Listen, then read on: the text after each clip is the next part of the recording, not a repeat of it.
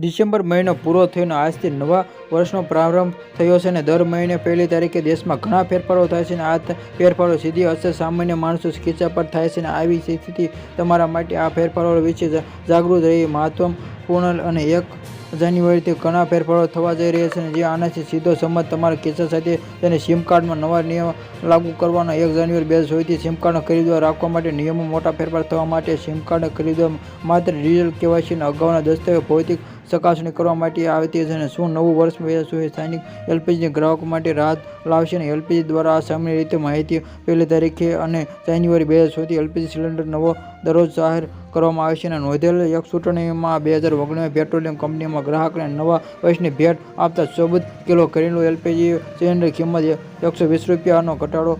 થયો હતો અને આ માર્કેટને રેગ્યુલર સીએમબી મ્યુચ્યુઅલ ફંડ પાર્ટી અને ડીપીની એકાઉન્ટ ડોમિનેશન છેલ્લી તારીખ લંબાવીને અગાઉના નોમિનેશન જાહેર 31 ડિસેમ્બર હતી અને 6 મહિના સમય આપતા આવ્યો છે અને નોમિનેશન છેલ્લી તારીખ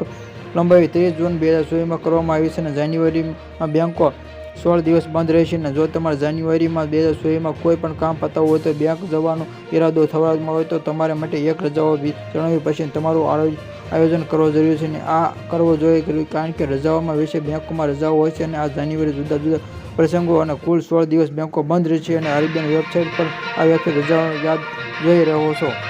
જોઈ શકો છો।